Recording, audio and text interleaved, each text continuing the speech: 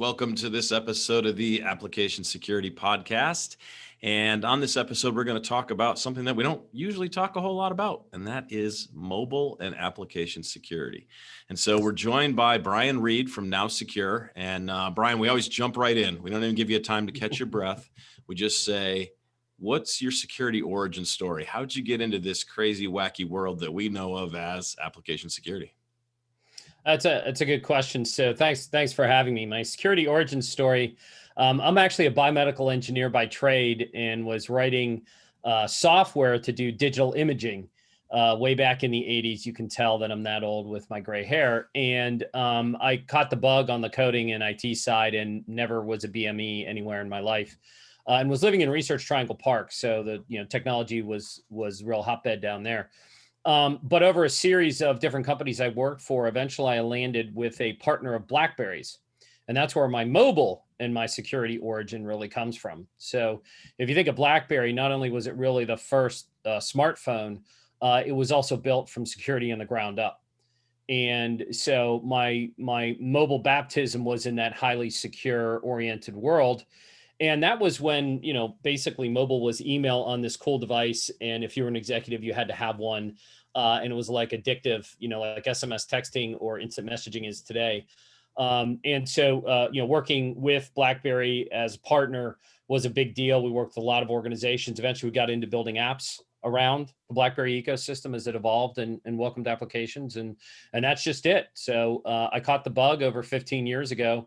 It's hard to believe that, BlackBerry is like 20 some years old, and now have been working in a variety of different mobile and application and security type vendors or organizations for the last over 15 years. And that's what brought me to NowSecure. It's funny when you think about the architecture underneath BlackBerry. Like I think BlackBerry switched to, I don't know if they've moved to Android now, but I remember like government evaluations and things looking at the BlackBerry operating system and just being in awe about how secure it was. They really did think about security from the inside out. And it's almost like we've gone back a little bit in our modern day, right? So like, Android and iOS have a lot of good stuff, but we've kind of moved backwards a little bit architecturally. Yeah, well, it is kind of interesting, right? So, when a system is purpose built from the ground up to do a single thing, you can build it very efficiently, right? And what we've done with modern mobile is we've moved from a single purpose email machine, which was really the BlackBerry, into email plus some other, let's call it system services like BBM with messaging and some other things, into a general purpose operating system upon which people can build all kinds of interesting experiences, right? Which is what we call applications. And the more you make it flexible to build cool new things, the more you frankly weaken the underwriting architecture potentially from a security and privacy perspective if you're not careful. And so, we went through this arc where, Android was massive freedom and openness, and Apple was completely locked down and curated. And, through that arc now, they're kind of similar to each other, kind of in where we are in the arc. But we've also built some really amazing things. Right? Whether it's the Roomba running around your house or the Ring doorbell on your house, or the fact I can call an Uber, or even more strangely, I can order McDonald's and have Uber Eats deliver a McDonald's to my house. I mean, all these things that happen now. I got a Tesla a year ago. I can summon my Tesla. I can pull it out of the driveway. It can drive itself, right? And using a mobile app to do it. It's been pretty amazing to see how it's all evolved. That just reminds us once again, the impact of the threat landscape on mobile is so crucial, because you just described a world where your car's driving down the street using the technology on your phone as the driver or the what's controlling it. And so if we don't get security right, we're going to have big problems. And it sounds like you're saying mobile is going to have a big role to play in that world of the future of security. Yeah, well, I think the interesting thing about mobile is you reflect on it is mobile is the thing with you always now. Right? 20 years ago, you wouldn't leave the house without your keys and without your wallet. For a lot of people, it's just the mobile device. The mobile device is the key. The mobile device is the payment token, and all the rest. And so we're kind of in this digitally addictive, connected world where, I have a desktop and a laptop and all that stuff. And I do my higher end work on that. But most of the rest of my life is in and around that mobile thing. And that mobile thing is a walking intelligence hub. It's a walking attack vector. right? That's got this attack surface that's really quite porous. And from that perspective, that's kind of why I'm in the business I'm in now in working with NowSecure, because we work with, companies like Uber and these big organizations who are mobile first or are going through mobile digital transformation because they know their customers and their employees are living on it. And they got to figure out how to protect themselves from these apps that basically just run in the wild in an unpredictable space that isn't a lockdown laptop the company gave me. Yeah. Well, let's jump into some of the recent issues that have occurred in the mobile space. And I know we were talking in advance about a couple different things: Sour Mint, TikTok, Dave, and even a study that Comcast has done. Let's go Yeah. ahead and start with Sour Mint. I mean, what a great code name for a vulnerability, right? It Yeah, sounds like so candy. I want it to I want to does. I want to get some candy, but I know it's It not it candy. does. It does. So the folks over at Sneak were doing some research along with our CTO, and they found that a third party library that was being used was actually harvesting information off of devices and sending it back to data collection servers.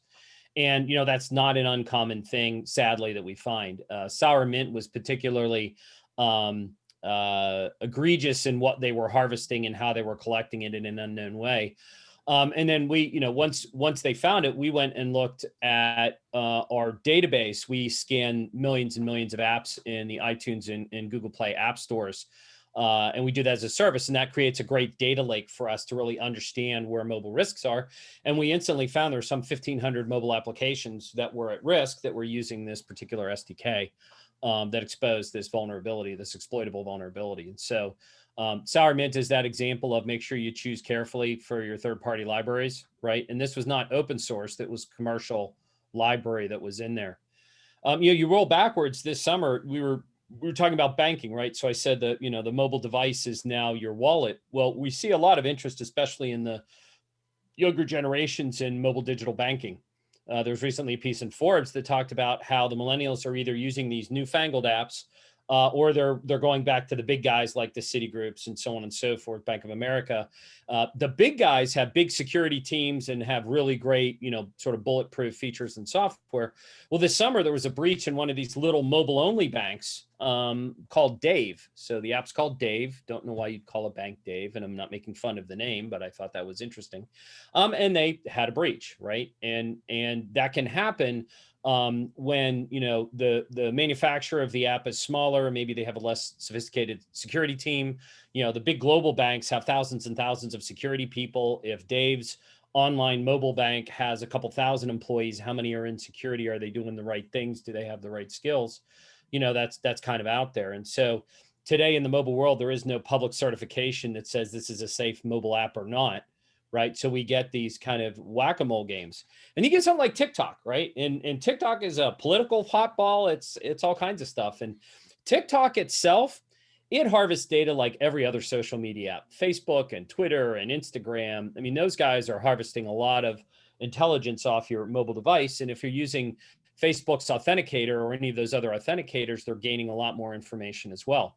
And you may remember earlier this year, Zoom had a little challenge, and we were happy to work with Zoom when they had this massive explosion of use when we went into lockdown.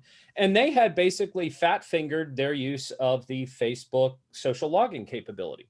And they were using the social login to provide a great feature, but when the developers encoded it, they didn't properly lock down to just use it for auth. So they were actually sharing data back with Facebook in an unknowing way. And so even when people intend to do the right thing, they still have to be careful in how they build their mobile apps, how they use these libraries, and so on and so forth. And then the consumer has to figure out, how do I decide which ones to use? So to circle back to TikTok. So TikTok is no worse in harvesting data than any of the other guys, right? And I'm not a big social media user. I am on Twitter. I think a lot of good security people are. But I don't use Facebook. I don't use Instagram and the other guys, in part because of the data harvesting. Now, just because they're doing the same thing all the other guys are, I think the bigger concerns are what's going on in the back end with the data. And none of us really know what goes on in the back end with the data. We know that the companies like Facebook are monetizing it. Twitter is somewhat monetizing it. But Twitter's also, communication channel that a lot of people use in a lot of ways. So, the story arc basically now is that here we are in Comcast, who releases their data every year in the fall. Comcast has ComScore, not Comcast the cable company. ComScore has internet sensor data, and they track usage of time and data on the internet. And so they just released a few weeks ago their latest data that shows that 70% of all digital time is spent in mobile apps, not on the web, not in mobile browsers. And if we kind of think about that, that's probably true. I bet everybody who's listening to this spends a fair amount of their day in mobile apps, right? Yeah. Depending on who you are and your age, more or less. Yep. So a couple things that you mentioned that I wanna dive into a little bit deeper there. One is architectural, one is being able to understand if there's any type of standard. So let's go there first with the standard. You mentioned there is no certification for mobile apps. Have you heard or seen anything? Are there any movements in the industry to say that we're going to do some type of a security certification for these? Because I know App Store from Apple, Google Play, they have testing and they have standards and things that people have to comply with. And it's always a cat and mouse game because there's always, new people trying to sneak stuff in and them trying to check it. But are you hearing anything in the industry that says we're going to have some type of a seal of approval for an app that I can use on my phone? That's a good question. So there's standards and then there's seal of approval. So we do believe that the rise of risk in the attack surface, the rise of breaches, will align with the need for standards and the demand in some way, shape, or form for more certification. We're seeing it in a couple specific places and then one generic. So on a specific case, the federal government in the DoD is now mandating something called NIAP, N-I-A-P. NIAP is a set of standards requirements originally created by the NSA and NIST. And it's actually, there's many governments around the world that have also signed on to NIAP. So we are seeing that federal agencies are turning to NIAP as a standard. It's a specific way you must vet a mobile application. It has 51, 52 points of criterion that have to pass. And there's automated software like NowSecure. There's third-party testing companies you can hire to do it or what have you. So that's there, and that may or may not bubble into the civilian world. What we are seeing from a lot of our mobile first companies, especially in the high risk space, is they're looking to either industry specific requirements. So, how would HIPAA evolve in healthcare to potentially affect me? If in medical IoT, there's some US federal regulations as well. And we can kind of walk our way through the banks and other verticals. So there's pieces of requirements, but they're generally around compliance, which isn't sort of the same as certification. What we do see happening is the mobile security program at OWASP has grown dramatically in the last 2 years. And so, we've been contributing since the OWASP top 10 for mobile. And the OWASP mobile program now has the MSTG and the MASVS. The MSTG is the testing guide, and the MASVS is basically how to build a secure app. A lot of organizations are turning to that as a standard. And I think over the next 2 years, we're going to see the haves and the have-nots. And the haves are going to be the ones that are going to use the MSTG as a testing standard. And I'm willing to bet lightly in Vegas that it won't necessarily become a minimum bar, but it'll become a premium bar. That for organizations who want to show that they're safe and secure and private, they'll use something like the MSTG and brand themselves that they're MSTG compliant in some way, shape, or form. I think to kind of help move the ball and it can become a competitive differentiator potentially for their business. Right. Even though OWASP will never provide a seal or a certification. No, it's not. It's not a seal, but it's at least the nice thing about it is a really good community who's been contributing to it very actively over the last couple of years. Yeah. And the MSTG is a very robust standard. It's a challenge to fully certify an app for everything in the MSTG. So you'll find there's kind of levels that people will look at, but it's at least a common way to say, hey, if I have passed all the MSTG tests, or if I pass the level 1 MSTG tests, I meet certain minimum bar or criteria, and that will get us, without certification, they'll at least get us to a common defense level, right? That we can count on. Yeah, you mentioned NIAP, so you're making me nostalgic here. So I got my start in security doing common criteria and government trusted product evaluations. So I was part of the team that did the first common criteria evaluation from a commercial entity. working with NSA and There folks you from go. NIST and stuff. So yeah, it's like, we're going back to the late 90s here. Like You it's got it. nostalgia day for me Yeah. here. So So the mobile protection profile rolled out in 2017. It's gone through a couple of evolutions, and now there's both third-party services and commercial software like NowSecure that can certify for it, which is great. yeah, that's awesome. I love they've made a lot of changes since the days that I was rolling around there. Oh, I bet. Another question I had for you on, and this is completely off the script, but from a mobile architecture perspective, I'm just wondering from your perspective as someone who's thinking about mobile all the time. I think about an app like Facebook. Okay. And we all know that Facebook is harvesting various data and pieces like that. Why can't somebody write a privacy wrapper that sits around an app like Facebook or other things, and it's almost like a personal firewall on a per app by per app basis? What prevents that from being a new type of product or a new type of market or something? So I'm gonna slice that into a couple things. So I think from the privacy perspective, Apple's taken the lead and really evolving iOS with further and further controls and lockdowns. And they are now, as part of the App Store approval process, looking at privacy more carefully. Hmm. So I actually think the containerization model and that is the foundation of iOS, that Apple keeps layering into now around privacy, plus some of their general policies are going to help, right? And so at at the operating system level, we're getting to a point where more and more privacy will be possible. And so part of that, though, typically has user opt-in controls. So just because privacy is there doesn't necessarily mean the user's opted in, right? So that Yep. means we need to be smarter consumers in terms of how we configure the apps.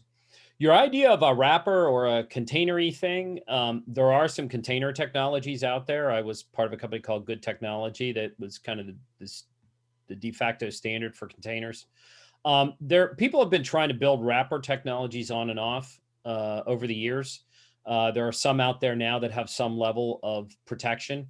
The challenge usually for those is you either need to have the source code or you need to have control of the binary in order to do that. So, you as the home user of a commercial Facebook app, there's really no way for you to deal with that. It's either Facebook would have to put it in there, or someone would have to jump through hoops. So I think some of that we just have to continue to rely on on Apple and Google to continue to put controls and restrictions or options in the operating systems, to help Yeah. us do that. Yeah, and And that's part of the scary, some of the scary part is we're talking about putting Apple in. I mean, I'm a huge Apple person. I've got seems like hundreds of Apple devices around me, but yet, do I trust Apple is the question. There's been this thing with, like, I don't know if you've seen, and we're diverting from mobile now, but this issue where people are alleging, I haven't looked at the data, so I'm just saying alleging at this point, but that Mac apps are phoning home. And mm, in Big Sur, there's been an architectural change, the latest version of the operating system, so that like software packages that would have blocked that type of communication in the past, those channels are going below the layer where a third-party piece of software could block a network request going outside of the system. And so I guess, that's just my only, I mean, I love the fact that Apple's is more privacy centric, and they're going to be able to protect us better from the phone perspective. But I think we just got to get to a point where, like, who's watching the watchers is always the question.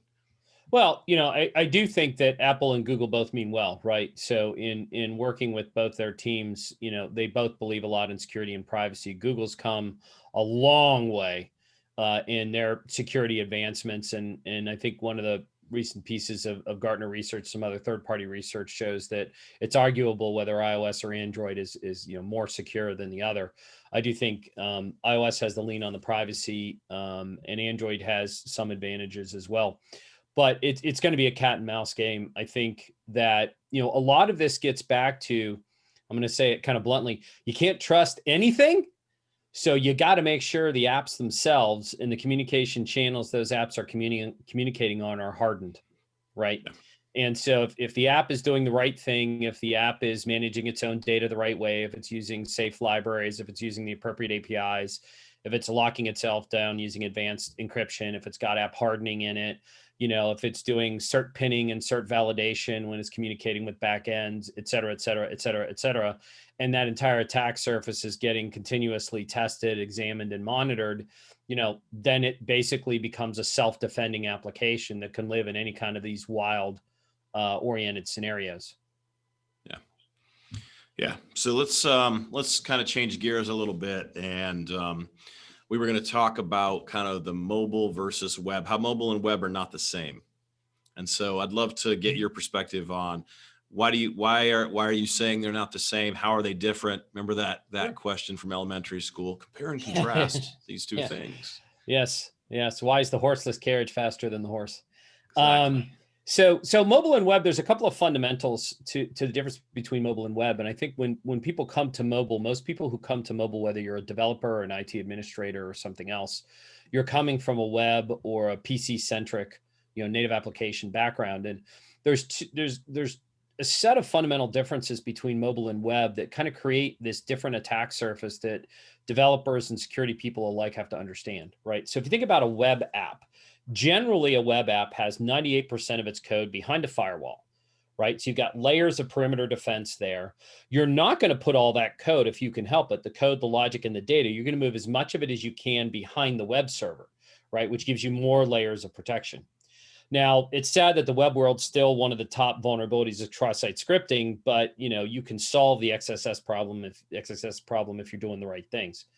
And so when you're a web developer, then security's there. When I'm in the browser, all I need to do is call HTTPS and SSL turns on, right? The browser itself can control whether it can write to disk. The browser has its own memory workspace, and so on and so forth. So to a large extent, the web app, what's resident on the local machine is in a sort of containerized environment. Now, some browsers have more lockdown capabilities than others, but as a general rule, as long as I'm doing the right thing, right, I'm keeping the most important IP behind the firewall, and I'm using SSL, I'm pretty well protected.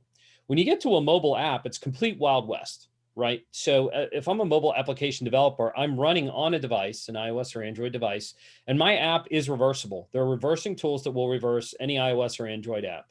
Yes, that's really easy. It's easy to do too, right? It's like it's not even like it's hard. Like anybody can download this, grab an app from the App Store and run this program against it. Right. And Frida and Radari are two examples of mobile reversing and mobile security tools that were created by our security researchers. That we use in our products, and a lot of people use those commercially as well from a research perspective and a pen testing perspective. And but so you can reverse it, right? And then they're gonna model the application. But what winds up happening is, as a developer, I have to understand how to build a secure connection to the back end. I have to understand how to do certificate pinning. I have to know that I need to do hostname validation. I have to know how to do encryption. I have to know how to do local data storage. I have to think consciously about what am I going to store locally or not, et cetera, et cetera, et cetera. So you have the combination of most of your logic's in the wild and reversible on the client. I also have to have a lot more skills when it comes to handling data in motion, data in rest, data in storage, those types of topics.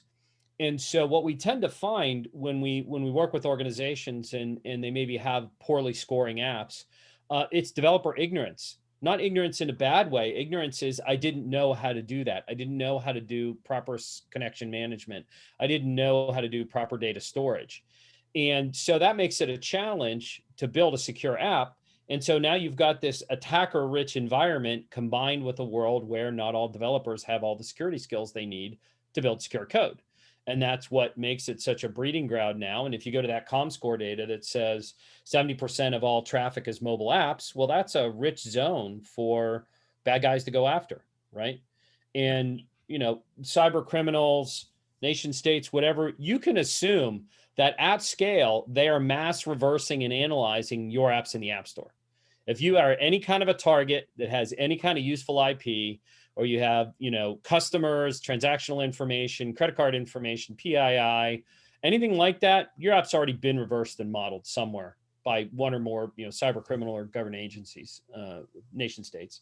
So you need to think about that. And that leads to secure coding practices, that leads to using good secure third-party libraries, that leads to architecture. There's a whole lot of things more than did I just create a really cool app that people have to think about with mobile that's different from web. And so when we think about kind of the core audience of people who are listening to this conversation right now that are playing in the application security space somewhere, they may or may not have responsibility for mobile, but it's a good chance that their organization has mobile apps. Maybe they're not the ones that are directly looking at them, but what would you recommend for those Appsec professionals? What do they need to do differently when they're thinking about all the things they know about web and kind of And going to mobile. translating or transferring to mobile? Yeah, so a handful of things. At the NowSecure website, you can find a "What's the difference between mobile and web, and what do I need to know?" guide. So feel free to hit that up. That's a short version of what I'm about to go through. We tend to find there's sort of three key things people should look at. The first one is, if you're on the developer side, download and read the MASVS from OWASP, and if you're on the tester side, download and read the MSTG. You will learn a ton in that process. And because it comes from OWASP in the community, there's a lot of analogies provided in there about, well, in the web world, it was like this, but in the mobile world, it's like that. And so they are a tome. It's a couple hundred pages, but that's really the definitive, guide to understanding that. And then there's thinking about, what's your strategy yourself, if you're a tester, for example, and what's your strategy with your engineering team. Right. So thinking about how secure mobile development best practices are going to be shared and learned with your development team is very important. We find that the better application security teams have a good relationship with their developers and are helping feed them with secure coding best practices and resourcing like that. And if you're a pen tester, get involved in the community. There's a lot of, we run like the 4-day mobile pen testing class at Black Hat every year. And people love it. It's kind of a line out the door. It fills up on the first day because we see that people really want to learn, right? And so there are resources out there. If you're an open source tooling person, go have a look at Frida and Radari. Very active communities around those open source tools for reversing and instrumentation. People who are kind of black belts in mobile security will be using tooling like that. There's plenty of other tools in there, minimum proxy, burp suite, and so forth for your network testing and all of that. And I think overall, if you're building software, you need to think about, what's my on-demand testing model, what's my continuous security testing model, what's my pen testing model, and ultimately do the appropriate level of threat modeling and risk modeling in your mobile apps, and then make sure you're building in the right kind of testing strategy. Yeah, definitely. And I couldn't find anything I disagree with, which, I was hoping for at least one thing where I could be like, now, come on, Brian, really? You want to do that? But I've got nothing there. And you even ended with my favorite thing, threat modeling. So when you think about, kind of, I'm not going to say, I can't say shift left. I can't say it. I've labeled it a marketing term from now on in my life. And I'll just say, as people are thinking about using DevOps with a mobile versus web, what are some of the things, like if I've got a couple mobile apps, but I've got a really mature DevOps approach for my web apps, but now I'm getting into DevOps and mobile. What are a couple of things I should be thinking about? Yeah, no, it's really good. So, the first thing is, if you are running an effective web security program in DevOps, so I'm not even going to use the word DevSecOps yet. I'm just going to say I've got a good web security program. I don't use that word anymore either. You probably have at least two things you're doing, right? So the first thing is, you probably have a SAST tool that's doing some level of scanning. And while SAST source code scanning will throw off a lot of false positives, that's at least going to help you find low-hanging fruit and kind of raise your bar in security. You should also be doing something around SCA. So you should be looking at your open source libraries and understanding where your risk is on open source and third-party libraries. We find that is a primary weakness, attack vector, and sort of malware vector in mobile. And so at a minimum, you ought to be doing those two things, right? So I'm scanning my code all the time, whether it's third-party open source code or the code that I write.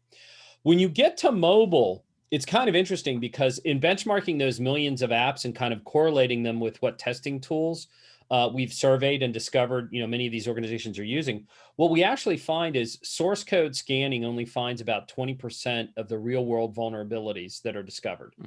And so while web, you might be able to depend heavily on source code scanning. In mobile, it's actually best practices to do binary scanning of the compiled binary, because that's what the attacker is attacking. And you never know how that source code is going to compile down into a real application. So state of the art in mobile is actually DAST and IAST. And so statistically, if you analyze those millions of apps, you find that DAST finds about 50% of the vulns, IAST finds another 20 to 30% of the vulns, and then backend API security testing, which is making sure the backend part that the mobile's talking to is also needs to be scanned as well. And so what you'll see is there's a group of companies like NowSecure that come from the mobile binary testing world. None of the big guys, the traditional security guys like Veracode and Checkmarks and those guys, they're not built to do high volume, deep mobile app specific analysis. And so when you think about your strategy, you should still test your SCA open source. You should still SAS source code scan. But the big thing for mobile is you need to add DAST, if not more than DAST, getting into the IaaS space. And on mobile, you need to test the binary, not just the source. And so that becomes either an on-demand thing, right? So you may have pen testers. What's pen testing? Pen testing is dynamically testing an app, frankly. So you could have humans do it, and they do it periodically. You can license on-demand software to do it, right? And then a developer can submit it, or a tester can submit it, or you can build it into the pipeline. And there's plenty of tools that plug into Jenkins and Jira and Azure DevOps and GitLab and GitHub and all that tooling that will do it in the background as a continuous security testing kind of model. Every build you get generates another test run, as it were. That's great. It's good information for those people that are going down that path of trying to catch up their mobile environments to what they're doing from, their web applications. So when you think about kind of concluding our conversation here, what's one or two calls to action? Like, we love to leave our audience with something to do, give them some homework, send them to do something, like, in case they tuned out for the last, they were listening, they tuned out, now they're coming back. Wake up and Brian's about to give you a call to action with some homework to do. So what would you say? One or two things? Yeah, and I'm sorry, I'm going to make it three. So the first one is, if you want to go make money, become a mobile pen tester or mobile security expert. There is a dearth. I talked about 70% of the world is now using mobile apps, but only about 10% of application security people can do mobile. So there's a huge job opportunity for you to build your skill sets. And we're seeing that you get paid more. So mobile security experts often get a premium. And so that's the first thing to think about. I think the second thing is, if you're an open source hound, get a look at Frida and Radari and get involved in the mobile security open source community. I think that's well worth looking at. And then the third one would be, when you think about getting smart, again, I'll go back to the OWASP resources. The MSTG and the MASVS are really good learning resources. And there's lots of practical resources wrapped around them. You can find a lot of training videos and explanatory resources at the NowSecure website around OWASP to kind of help you flesh that out. So those all become resources, to take advantage of, depending on where you are in your security journey. All right. Well, Brian, thank you so much for sharing your expertise with us and with our audience here. And we'll definitely have to do this again in 6 months or a year. And I've got a million other questions about mobile, but I'm going to save them for another day. So this is great, Chris. Thanks for having me along today.